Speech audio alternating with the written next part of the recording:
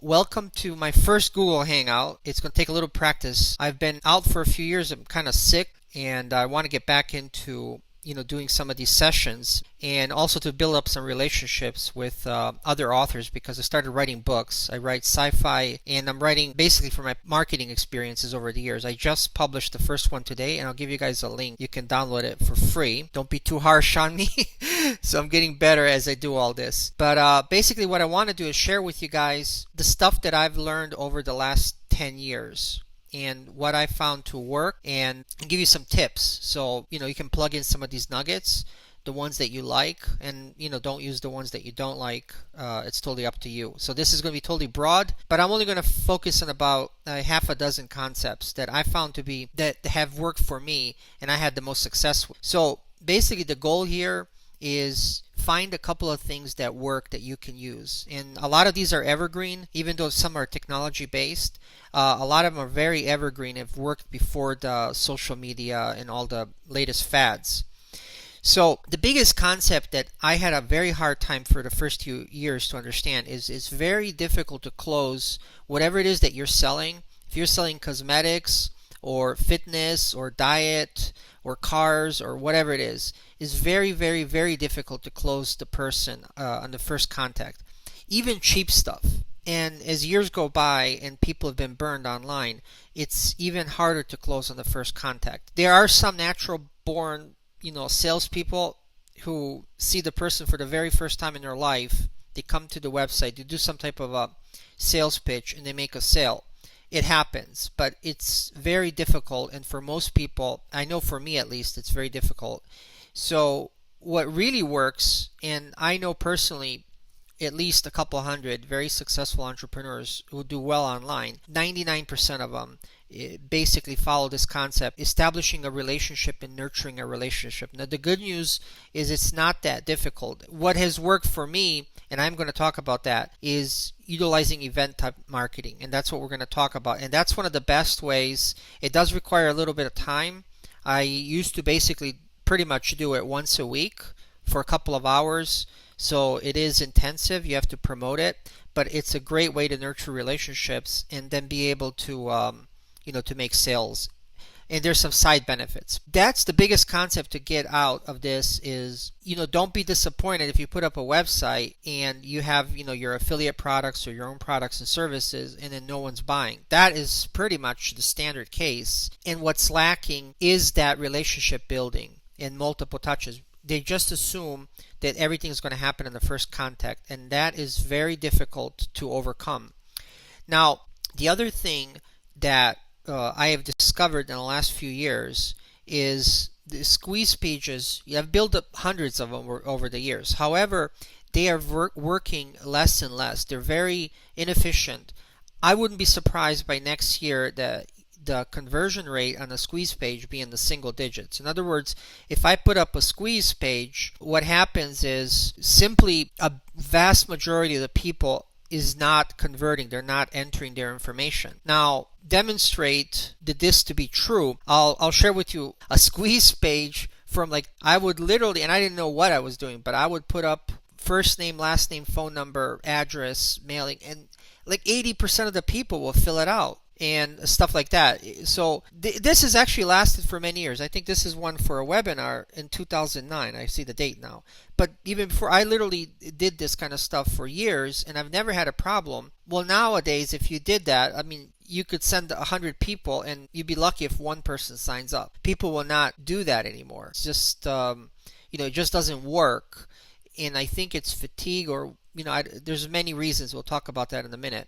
Here's a squeeze page I had that would convert. When I first started this squeeze page, I remember it would literally generate something like 50 to 60% conversion. In other words, people would put their name and email. This is one of my best converting pages because I had a lot of JV promoters and we converted almost 50% on this squeeze page. And again, this was name and email, and this is maybe 5 years ago.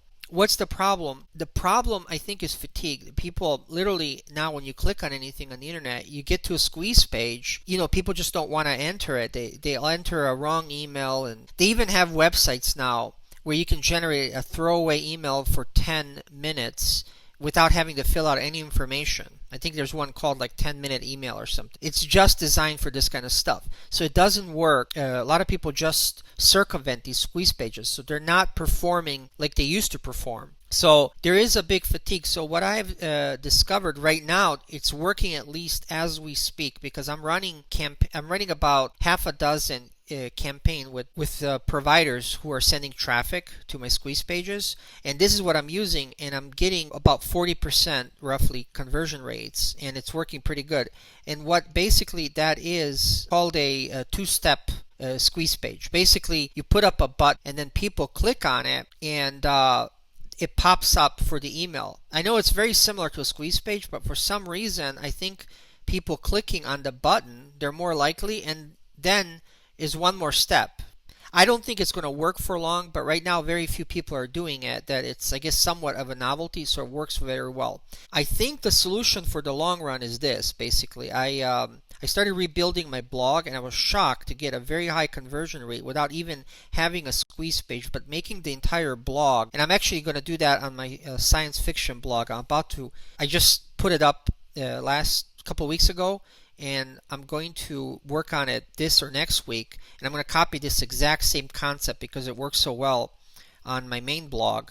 And that is, every single page and every single post has a opt-in on the upper right corner above the fold, meaning they don't have to scroll down. And I literally just put a Aweber opt-in, so it's not a forced squeeze page like a regular squeeze page, and I just ask people if they want updates. Now, here's the secret. In order for this to work, something of the content has to be good enough for them to want to get updates. That's the key.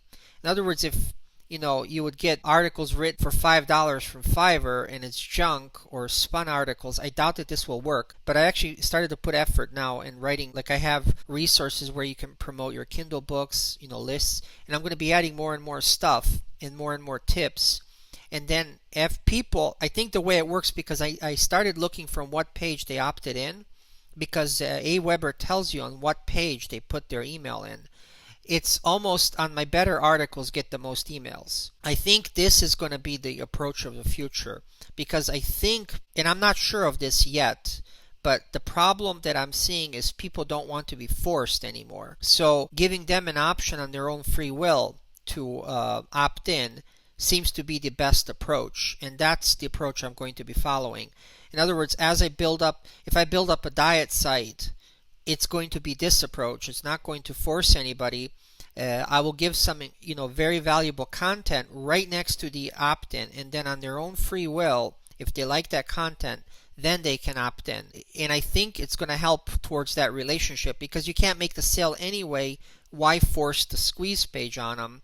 So I'm going to start, slowly transitioning to this. That's, I think, where we're going. It's not the early 2000s. You can just put a big form, not even offer anything, and people, fill it out. That's gone, I think. That I'm sure is gone. All right, so let's move forward. Now, the offers. Selecting the offers, there's almost a good side and a bad side. A long time ago, you actually had a hard time finding good offers and then getting affiliate links and everything. 10 years ago. However, today you're overwhelmed. You can literally in 5 minutes find 5,000 different offers in any niche you can possibly imagine. From going to CPA networks, CG, Amazon, ClickBank, it doesn't matter.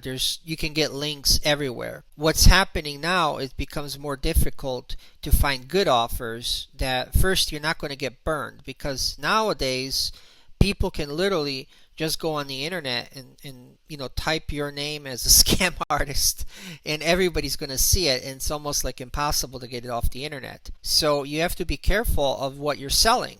So you can't just get associated. A long time ago, I have a couple of mistakes I made. I sold products that I regretted, and I didn't do a lot of research. And I quickly learned to be more and more careful. Now, once in a while, you're going to find something you regret, but you got to at least put the effort that what you're selling, is something that you're not going to be ashamed of. I think that's very, very important in the day. People, just with one click, they're going to say what they got and where and why it's a scam. And you might not be at fault because you thought it was good, but it turned out to be bad. What I've discovered over the years that's worked best for me, it's not perfect, but there's a couple of things. One, look at your competitors. If you discover that the competitor is, a good, decent business and they're successful, you can almost look at what they are offering and then go to the same company and then offer that same thing. Yeah, of course, doing a little additional research, but that could be your starting point. There's 10,000 things to sell, but it's the 5 that you're looking for. And that sounds like it's easy, but in reality, it's not. So I found whatever the competitors are selling, if they're good competitors, I mean, I'm not talking, scammy people and con artists, avoid them. But, if you go to a lot of the events and trade shows and you get to start meeting people in mastermind meetings, I belong to even online mastermind groups, I kind of get a feeling of who they're good. I mean, who are for real.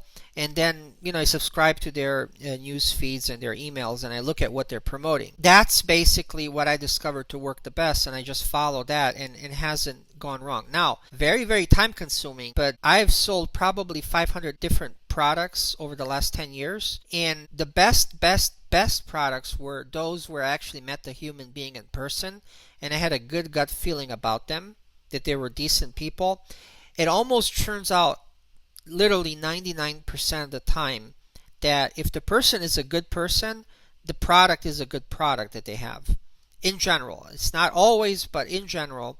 Of course, this is very time consuming. You got to go to meetings, meetups, conventions, whatever.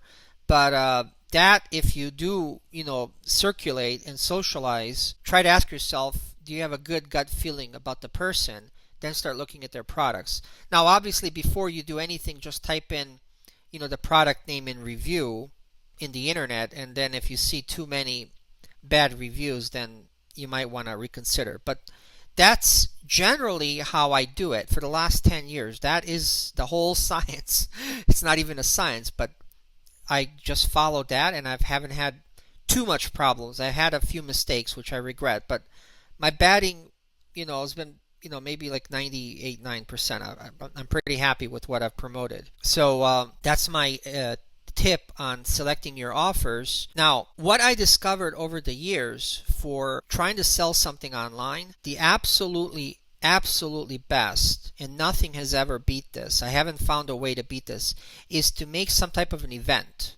Whatever you're going to sell, if you're going to, let's say you're launching a brand new association, or you're going to start a campaign, or let's say you were going to develop some type of a membership, or whatever it is, to somehow put that around an event.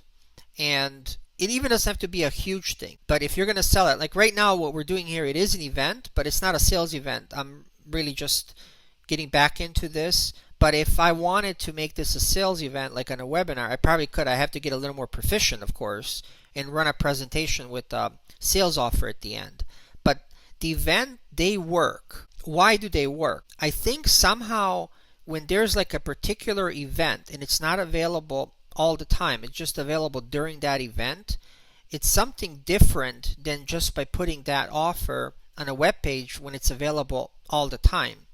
Well, when it's available all the time, it's also available, none of the time. People just skip on it and they'll say they'll do it later, and later never comes. I discovered that if you have a finite event and whoever is in the event, you offer whatever you're offering, the sales are much, much, much better and much, much bigger. Somehow packaging this an event. So over the years, I've probably done hundreds. I wish I kept a record, but 300-400 online events. And mainly what I used is GoToWebinar and Evergreen Business Systems, but GoToWebinar more than 90% of the time. And it's just amazing because you not only there's a couple of benefits. One, often whatever product or service you're trying to sell, there's some person behind that product or service. So let's say you wanted to sell some type of a diet plan and you're an affiliate. If you can get to the creator of that plan, the spokesperson, or someone who uses it successfully, you can build that into the event. Interviewing that person, or they might have a presentation of some sort that you can run through the event, or you can even record it and then make the event a recording and play it back, which is a little less efficient, But you don't have to put the time, and you can run it multiple times, but it's still some type of an event that still works well. I don't know how long that will work well. It does work. I assume in some way, shape, or form it will work. I mean, you guys have showed up here for this content. I actually plan to use this more because, like right now, actually, think about it, I am selling, even though the book is free, I am selling my very first book, just even if to get some people to download it and get some feedback. Then there'll be a second, third, and fourth book, and eventually I'll be selling. It will be through an event because I've discovered in the last 10 years that you can't go wrong. And even if a few people show up, I would probably say over the years, my average is about 30 people. Well, a few people buy, but what happens is a few people give you testimonials, and then a few people do cross promotions, and then one of those people or two of them become affiliates. They post on their social media or they send out an email, and you get more sales, and it all adds up, actually, believe it or not. I know that this works. It does require, putting up with learning new technology, like I'm learning this Google Hangout right now. It's my very first time. It's not perfect. But when I did my very first webinar many years ago when GoToWebinar came out, it took me 3 webinars just to get the darn thing to work. It was that hard because I had no clue. I couldn't even get the concept. Now at least I get the concept. I know the audio has to go over and the screen has to go over. I messed up the screen right now because I forgot to write down when I was doing the test how to do the PowerPoint. But I'm doing this, and the next one will be better, and by the time I get to third, fourth, it will be just like the webinar. It's going to go smoothly, and the recording will work, and I will get a hang of how to invite people and everything. It is the way to go. Whatever you have to offer, think of an event, somehow that you can put it around. That, there's going to be some big promotion, or that you're going to maybe have a case study, or somehow package something around it, a celebrity, or some charity, something to get you an opportunity to send out a press release on press release sites, to shoot out an email blast or whatever around that event. So I think that's the way to go, and I think that will continue. Now I want to share with you this nobody ever does, and I'm totally shocked. And this has helped me generate almost the most amount of money over the years. It almost never fails. Very few people, literally, 1 in 100 do this. It is very cheap and very easy to do. And it's basically, I call it online to offline. Now, there's 2 approaches, and I'll try to explain this. If you somehow can plug this into your business, it's going to work. This will actually work, I think, forever. I doubt that this will ever, unless the government outlaws it.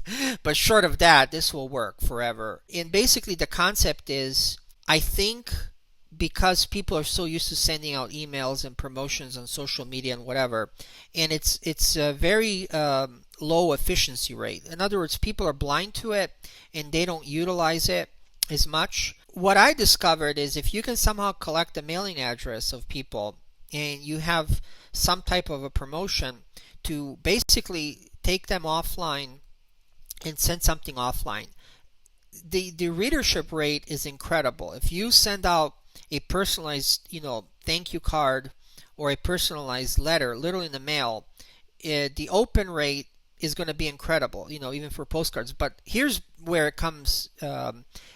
This is the trick that I'll give you that's worked for me over the last 10 years. And as I'm now, getting back into as an author, and I'm going to use this both for science fiction, which is going to be my main niche, and I'm doing this marketing niche for HypeFree.com. I'm going to be using this again because I know it's going to work, and it's worked over the 10 years. I've literally done this hundreds of times, and it works like 80% of the time. So here's the trick. When you run into, let's say, I'm going to talk to a sci-fi blogger, science fiction blogger, or a science fiction magazine owner, or a science fiction radio show, or a science fiction podcaster. And I plan to do all that once I get about half a dozen science fiction books out there. What you then do, and again, only 1 in 100 does this, and I've literally people tell me this, so I know that this is a fact over the years. You basically send them a thank you card. You don't have to do anything. I don't know how this works, but it's amazing. You will even if you talk to somebody and they say no, you can't be on the podcast, you can't be on the show, or I'm not gonna send out a promo. You send a card and you just thank them for taking the time and you follow up. I mean, literally 80% of the time they will change their mind, or it's just amazing. This is amazing. I don't know why people don't do it. Now I did 2 tests. So about 80 people I participated. What I did is I have an account. I'm not promoting this. I really don't make any money with. I use this company. It's called Send Out Cards, and my affiliate link is sendfastcards.com. But here's the thing. I just tested this. I went to a workshop. I just wanted to see how many people use this, and I suspected nobody. I had about 80 people. I gave them. I prepaid to send out a thank you card, and I asked who will do it. I mean, literally every single person said yes, and I wanted to see if they do. And it takes basically a minute. Only one person out of 80 did it. So what I'm trying to say is, if you can somehow discipline yourself to do this, when you run into, at least you don't have to do this with customers if you don't want to, but at least with influencers, when you run into somebody who can promote you, a podcaster, a influential blogger, a list owner, a radio show host. So I've been on all these. I've actually been a couple times on local TV. So you send them a thank you. Now I forget from time to time, so I'm not perfect, but I've done this very successfully over the years. You want to send them a card. If you look online, there's all kinds of services. I use the send out cards is the one I use. I just send them a thank you, and then sometimes I had one guy literally send me like a fortune, and what I did is then basically you can attach a gift. So you can attach chocolate, cookies, whatever, and attach a little gift, and you're certain that they will receive it. So that's the biggest thing. If you can take one thing out of this Hangout, take that one, pin it on the fridge, and test it. And by the way, what actually is better even than send out cards is handwritten. It's just that I have a hard time, and I sometimes I travel a lot. So like if I'm on a plane, I can go and if there's internet, I can go to, and I've done this even from cruise ships. I'll go to send out cards and just fill everything out and send it. I mean, literally, I'm speaking on a cruise. I'll send a thank you card to the guy who invited me to speak on the cruise from the cruise ship. What is actually better is if you can discipline, and I do this from time to time, but if you can discipline and handwrite a card and thank them, and then put it in an envelope yourself, not a secretary to do it for you, that will even have better effect. All right, this strategy you cannot use all the time, but I've used it probably about 50 times over the years. It's very difficult to implement, but it can work magics. And I call it Curiosity Factor X. I couldn't come up with a better name. So what is it based upon? If you have something, and you have to do a lot of brainstorming, and I utilize Evernote. So I start every time I get some ideas while I'm walking, or showering, or whatever I'm doing. If some idea comes, I straightly go to my Evernote, which I have on my phone or on the computer, and I just leave the idea there. I have a 1,000+ ideas on Evernote that over the years accumulated. So I start putting them. The ones that have a curiosity factor that you can build up a promotion around. So in other words, you can't overuse it, it doesn't work.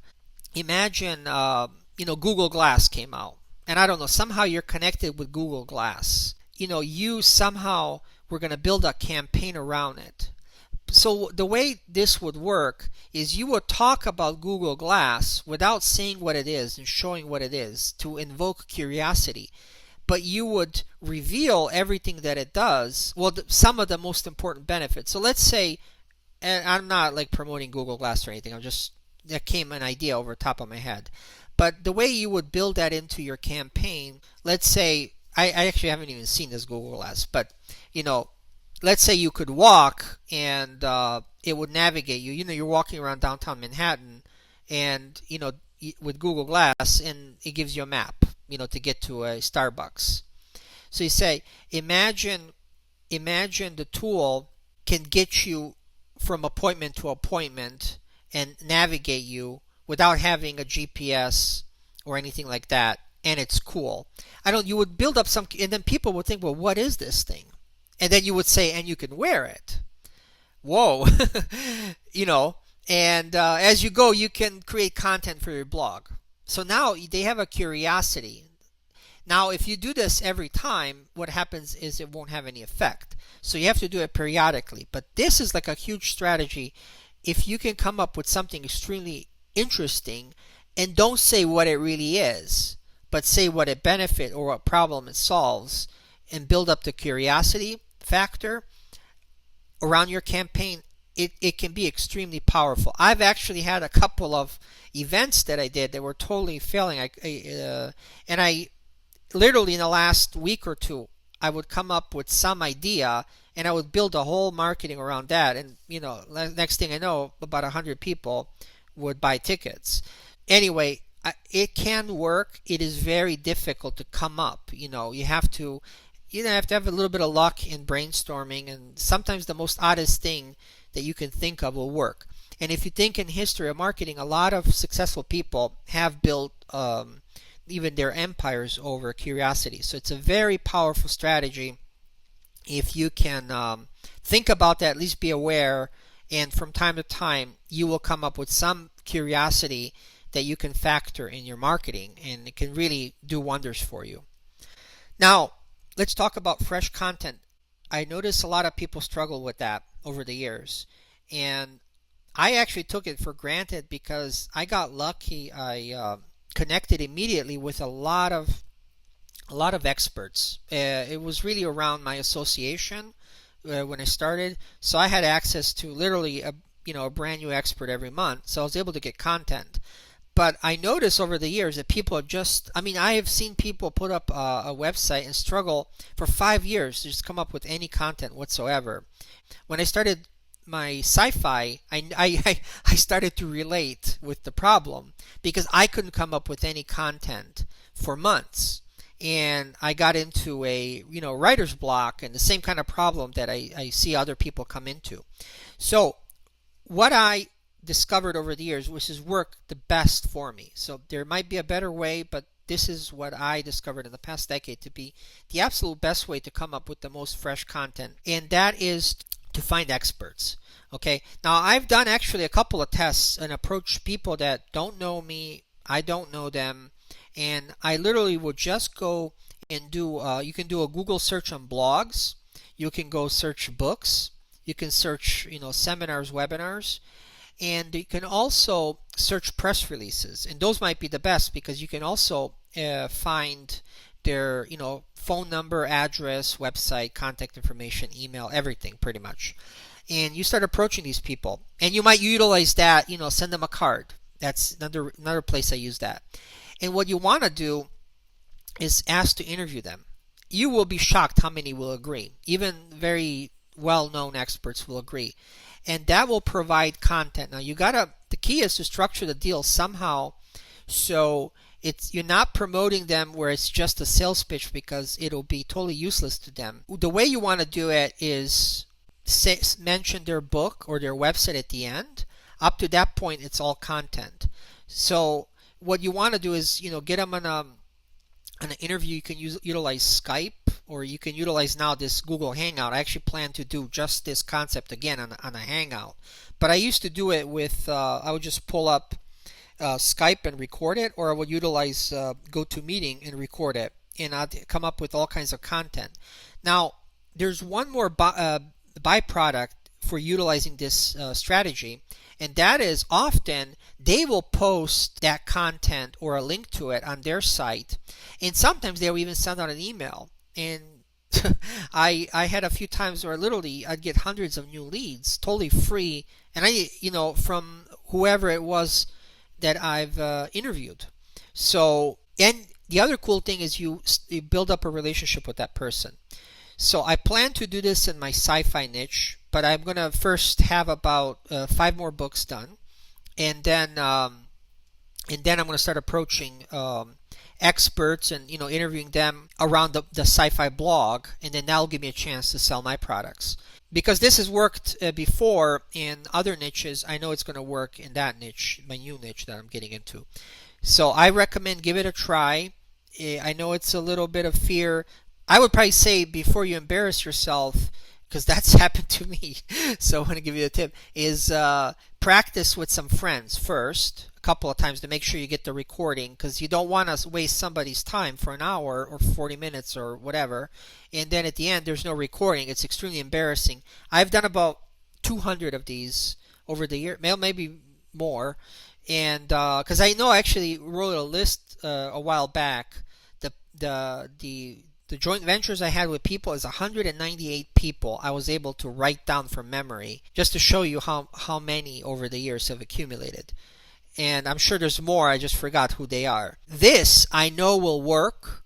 It's just, I think, overcoming the fear of approaching them and making sure everything works. I can't stress that, because they're going to be very upset if you fail, and waste their time. So be very careful to get that working. But with technology and backup, like right now, I think my Google Hangout recording is not going to work on the Hangout, but I have a backup. I have Camtasia. We'll see. Tomorrow, if there's no recording, that means I failed at it, but then I'll go back to the drawing board. But I'm not interviewing anybody, so I'm going to make sure I do about, half a dozen of these before I dare to ask somebody to be my guest. So write that one down. If you're just starting, it's really a powerful strategy. Now, somehow, some way, if you can become an expert, it will greatly, greatly, greatly benefit you. Now, you don't have to even know the topic and become an expert fast. So one way is to form an association, which is a monumental amount of work. But that was the approach I took. I started the Tampa Bay Real Estate Association. I'm actually contemplating right now, but I might not do it because I remember how much work it is. But if, my easier strategies don't work, I might resort to it. So I did register Authors International organization just for that purpose. If I decide to do that, then this way I can promote my books and build up relationships with authors, and publishers and other people of influence in that sphere, which is what I'm entering. I might resort to that approach. So if you feel like you have the time and energy to do that, its success rate is huge, but it's a tremendous amount of work. Surround yourself by experts. Literally, if you interview 50 experts, in the next couple of years, you're going to be an expert. It's not going to be absolutely fastest, but it will work. The easiest way you can be literally an expert tomorrow is to just write a book. I don't know why this is. My last book I wrote in 8 hours. I just basically loaded Dragon Naturally Speaking. I got the program trained very well. It's about 99% accurate. So it takes about 8 hours to write, and it takes a few hours to edit. Or you can send it to an editor now on Odesk, Elance. If it's not huge, you can even break it up. I think I forgot how many words they'll edit on Fiverr, but I don't know how good it is. I did my own editing. English is not even my first language, but I've gotten pretty good. In the beginning, I had a hard time getting it up to Amazon because it wasn't perfect. They literally would pick out every little grammar, and but the last one just went out through no problem. Now, if you can't do that, and if you don't want to do that, because that is a little bit of work, I don't feel like spending, like, even my first book ever, which is like, I forgot how many years ago, and it wasn't on Amazon. It was an ebook. It took me 4 days to write, and I sold about 3,000 copies of that one on the internet. So it can, even if you don't, and I didn't even know what to do or anything. I didn't even have a template. Nowadays you have all this software and templates, and I actually wrote it in 4 days by typing. Now I just speak and the computer writes. So that will make you an expert. Now, let me tell you what else, if you don't want to take that route, will make you an expert, is to make presentations like this one. Maybe this was not the best presentation, but if you make any presentation, somebody who watches it will perceive you as the expert. That's just a fact. I discovered this by accident the very first time. I actually went to an audience, I forgot, this is many years ago, and I sold websites. And I got in front of the audience. No one ever knew who I was. And I just basically walked up took the microphone. I said, I have websites to sell. And I don't know, half a dozen people approached me at the break in the hallway, started asking me, well, how do you put a video? How do you put a map? How do you get the email? How do you send me? They were asking me questions, and I, started answering. And next thing I knew, I was the expert on websites. I mean, I had no, degree. Was not appointed by anybody.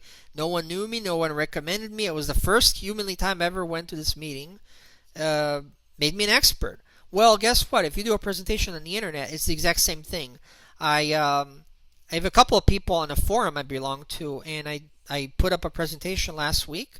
I got 2 guys already wanting me to help them. Just plain stuff. One guy just wants to connect the autoresponder to his offer and to his squeeze page. He doesn't know how to do it. Well, to him, I'm an expert. He's contacted me to get help. How did he doesn't know who I am. He never heard of me. He just basically saw my little presentation, which was 9 minutes long. It had maybe 4 slides, and I put it up on the forum. That was it, and I get a payment from that. So it's not huge. I think that is probably the fastest way to become an expert, if you can make the presentation. Now, here's one more strategy that works if you want to be an expert, is if you somehow get on a talk show. And I mean a talk show, I don't mean opera. I mean Oprah on TV, because that's hard to get on. I'm talking like, get on like Blog Talk Radio. There's like 1,000 shows there. Or any kind of where they can interview you. The guy in charge interviews you. And once you take excerpts from that interview, you will be perceived as an expert. And that is not difficult. I have been interviewed on these radio shows many times. You don't get a lot of traffic or anything, but if you want to establish yourself as an expert, all you got to do, again, you can go back to that strategy, send them a card, you like their show, if you don't mind talking, this is who you are, then follow up. You'll be shocked how many people will invite you. You got to put a little bit of effort, but that will make you an expert too. Follow one of these strategies, you will be an expert fairly fast. Okay, so that was pretty much the top. I mean, there's a million other things you can do, but those are the top ones. If you go through your notes, and I will have these slides in the recording up by tomorrow, and the way you can get them is just go to hypefree.com/hangouts. Now, I'm going to do more of these, just develop content, and then as I get comfortable with Google Hangouts, I'm going to start inviting other experts, different topics. So if you are an expert and you're interested and you saw this recording, contact me. Just send an email to support@hypefree.com, or you can go to hypefree.com and look for contact information, and I'd love to talk to you about it. I will also put a link to slides. If you want to download any slides from any Hangout, that will be available. Now, I promised the free bonus. The free bonus, it should be live. I'm not 100% sure, but I set it up on Amazon Kindle KDP program, and this is in the series of HypeFree reports is what I'm calling these books. So I'm going to be publishing about one every 2 weeks, and then maybe one every week eventually. And basically, they're very specific on a specific topic. So what I use for all these squeeze pages today, and like the one that I showed you that works very well on the blog, I utilize a plugin called Optimize Press 2. So I literally went step by step how to connect the Optimize Press 2 plugin on my WordPress on the blog to the little squeeze page funnel. So people put their name and email, or even this two-way multi squeeze page process. I utilize the Optimize Press 2. So you can get that book for free today. And I don't know if you're watching the recording, it probably won't be free. It's a few dollars. But anyway, today it's free. hypefree.com/books, and then just click on it. And I will put more of these on that page as well. So hypefree.com/books. It's free. Just download it. And then, because this is, I'm still new. Like I said, I'm working on my 3rd Amazon book right now. And if you see some grammar or something, go easy. Send me a link and I'll fix it. But I think there's almost no grammar or spelling right now because it's gone through, in very detail. So I'm hoping that I think by book number 7 I should probably perfect it. All right, and then the final is if you get stuck and you're in a rut with in regards to like having a brain freeze. What works for me is a program and it's free. It's called FreeMind. It works both on Windows and Mac. Right now I'm using Mac, and I've put it up. It's on hypefree.com/download, and I put a link to the program which you can download and install, and I put the one with tips and ideas. And if you go through it, there's about a dozen, and it'll kind of break down the process. I actually go and look at this, and I tweak it around, I change it, and I add nodes, and that usually gets me, over the writer's block. Let's call it. This is what the authors call it. So you can adapt this. It's totally editable to whatever your niche is or whatever product you're going to do or book or whatever.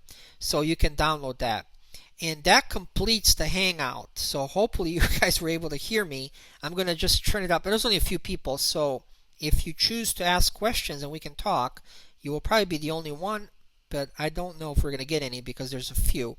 But as I grow this every week, we'll have more and more audience. So let me switch back to Google Hangout, and I will take Q&A if you guys are interested. Okay, give me 1 second. All right. How do we open this? Give me a second. Camera on. And okay, so go ahead and just unmute yourself or type something if you want to talk. And then I'll unmute you. And I'll take Q&A and then we'll end this if there are no questions.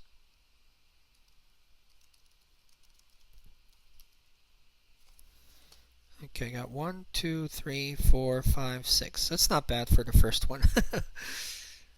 Okay, I'll give you guys a couple of minutes if you wanna ask any questions. Yes. Go ahead. Who's this? Oh, hey, how you doing, Jan? Go ahead.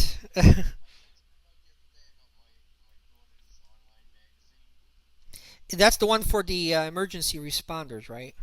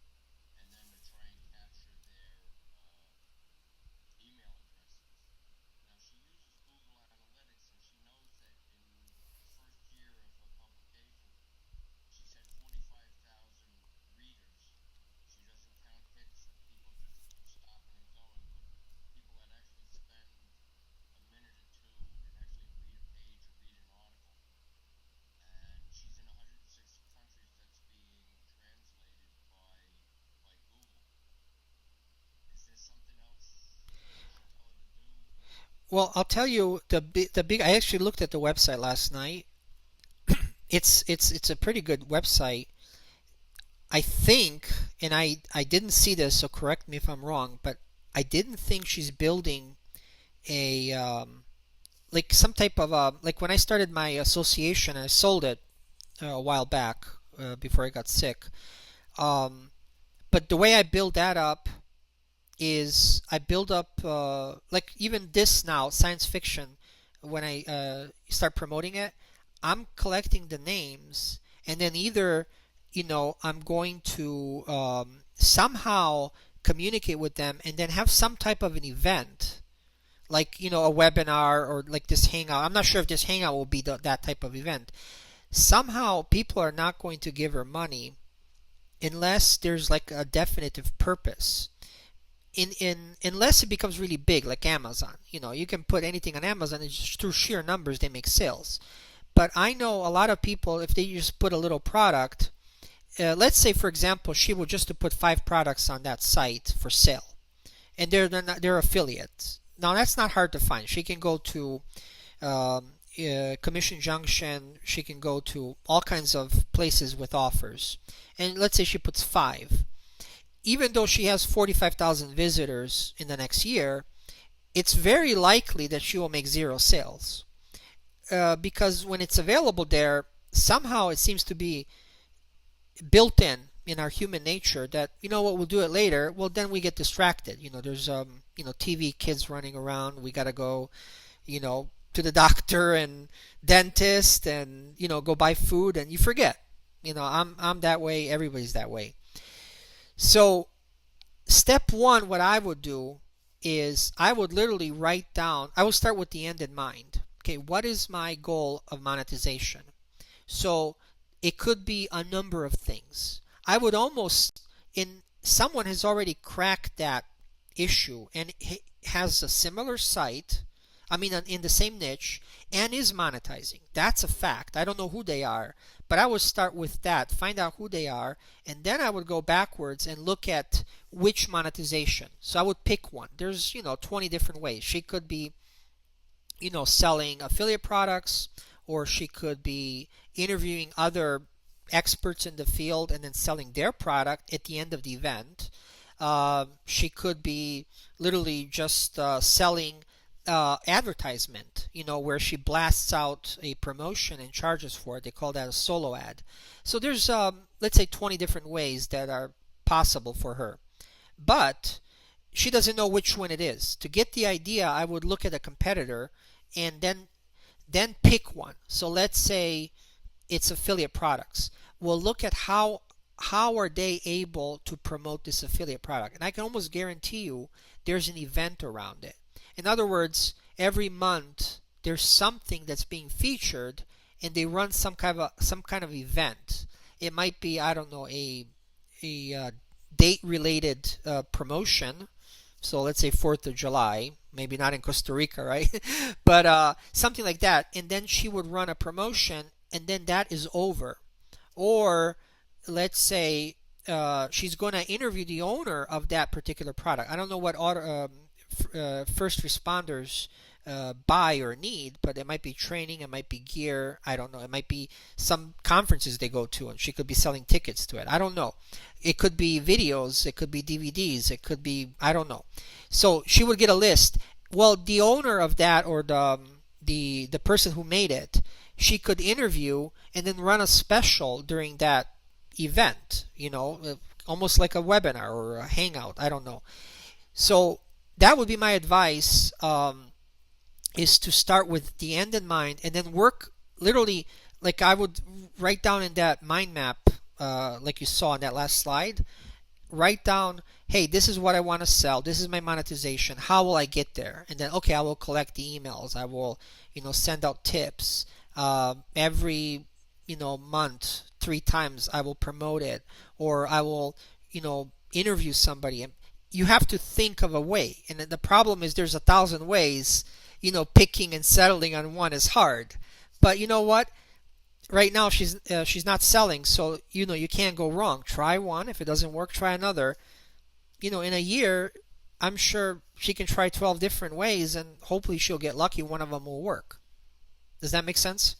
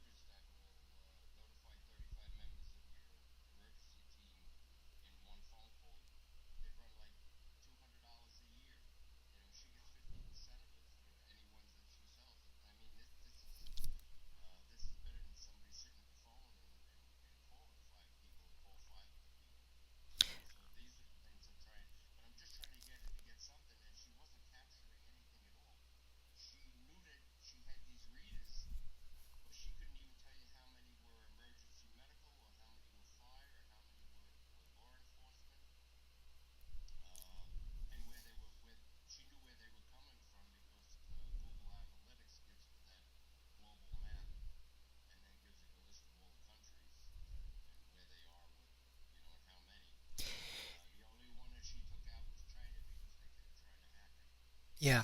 Well, okay, you brought up a lot of good things here, and I think now you guys are going the right direction. You know what I'll offer you if you're interested. And I haven't done this in a while, so I'm a little rusty, but I'm sure I can help. And I've done a lot of these seminars. You know that. We can do a three-way call if she's willing, and come up, just write down a plan so she have to focus. We could capture leads. We can send out a survey. Uh, you got to get some kind of communication. Now, this product where she gets 50%, of this monthly program that you described, the way I would promote that is around some type of event. Get a hold of, somebody from that company that makes this, and then somehow invite everybody for a few months to build up an audience. Even if she can get like 50 people on there to make a recording, and then somehow get a special deal that's only through her. A lot of the sales I've made is I would get some kind of a special deal, and then people would buy through my site, so I would get the affiliate commission. And but that requires a little bit of extra legwork, but you only have to do it one time. There's a lot of people that make fortunes what they do. Actually, I'll give you an example. I bought a program called from a guy in Australia as an affiliate. But anyway, it's a program called CPV Lab. I use this so when I run a promotion, like I ran three of them this week, and I run into this program called CPV Lab. It basically tracks, it'll rotate my squeeze pages so I know which ones are working. It'll rotate my offers so I know which ones are selling. It'll track that. And I'll connect that to whoever's selling out the email blast, which is called a solo ad. Well, this program I bought last year. It was 200 and actually it's $300, something like that. Well, I bought it for 250. Some guy in Australia got, and I don't know how this works, but he set up a deal that only through his website you get this coupon, and so I'm sure he gets okay. Well, goodbye, guys. Thank you for hanging out with me. Bye, everybody, and thanks for hanging out. And I will probably be doing more of these, and I'll have some experts once I get a handle on it. Take care. Bye bye.